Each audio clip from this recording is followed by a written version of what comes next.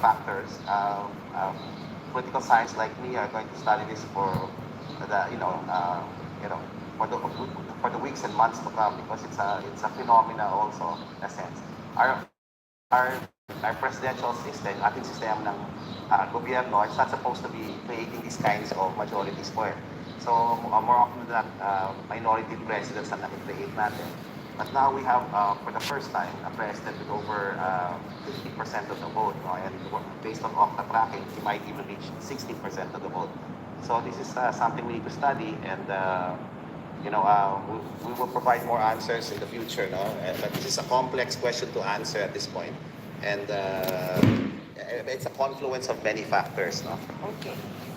Maraming salamat, Professor Rai. Si Vicky at si Ato magtatanong din ho sa inyo mamaya. Magbabalik pa po ang eleksyon 2022.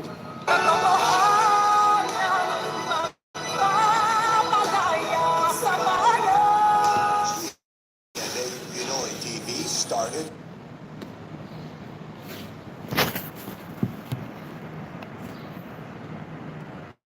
strong in 2022 with impressive new programs that made a grand entrance to welcome the new year. Wagi naman ang ilang programa ng GMA Pinoy TV sa 2021 Migration, Advocacy and Media Awards para sa Television Journalism Award category. Best TV Special ang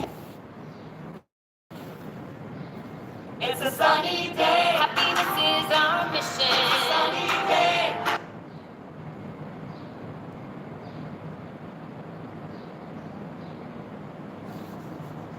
Vitamins fortified for stronger families. That's certified. It's such a sunny day.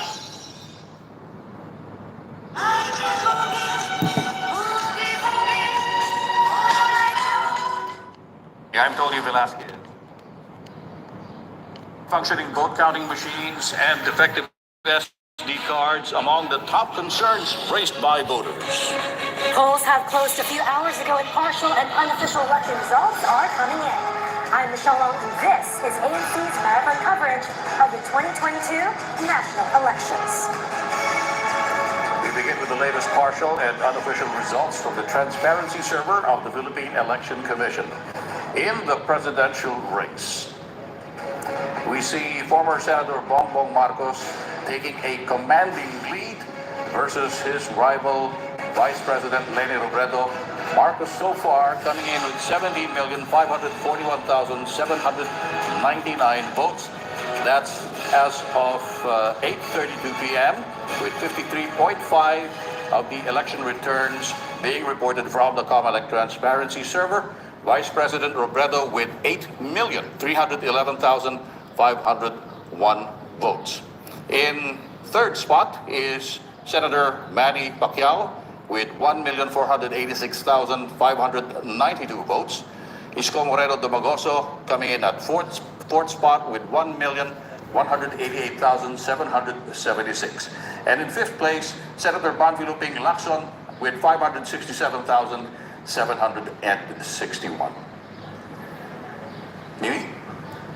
Meanwhile, in the race for the second highest post in the land, let's check out the numbers.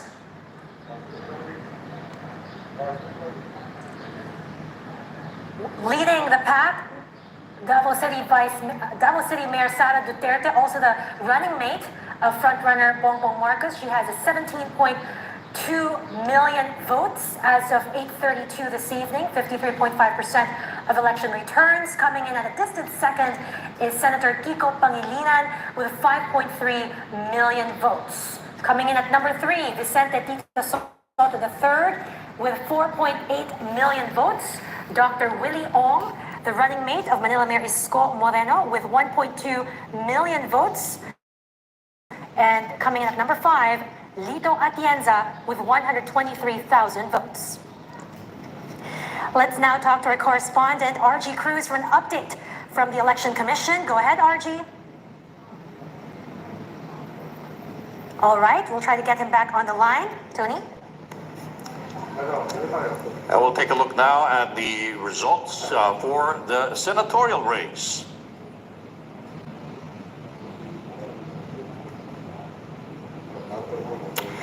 All right, we'll we'll try to bring in the graphics for the senatorial results in just a few moments. Of course, we've seen how former Senator Bongbong Marcos has already taken a very commanding lead against, of course, his closest rival, Vice President Leni Robredo.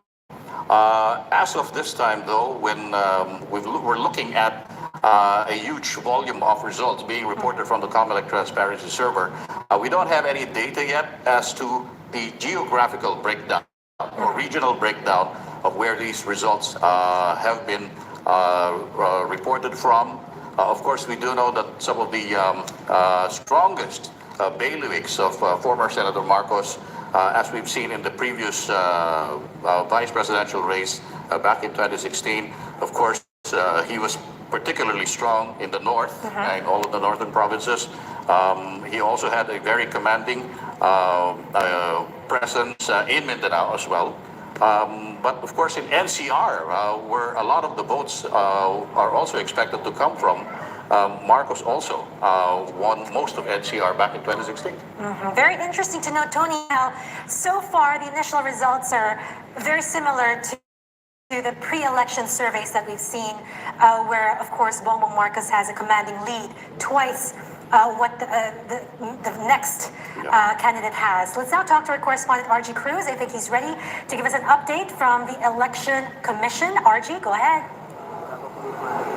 Hi, Tony. Actually, there's nothing much going on here at the COMELEC NBOC because the NBOC suspended its session earlier after convening just to activate the consolidation and canvassing system so that we can start receiving transmissions from the local canvassing boards after they have done counting their votes at the precinct level. So, as you can see, there's no one behind me, but the CCS that has been activated during the 3 p.m. session is already receiving results. Now, the NBOC will reconvene at 1 p.m. tomorrow when they already have enough results to canvass. Lily? Right. Thank you very much for that update, RG Cruz there. All right, we did promise you that we will bring you some of the partial and unofficial results for the senatorial race. We'll try to bring the graphics up if we can. We do know that Robin Padilla is leading the race. Surprise, that wasn't shown in the pre-election surveys that we saw. Very commanding lead from Robin Padilla. Also among the top, in the top list would be Senator Loren Legarda. Back in the top list there, Senator Cheese Escudero, from being governor, he's back as well. So hopefully we can pull up the graphics for the leading candidates for the senatorial post.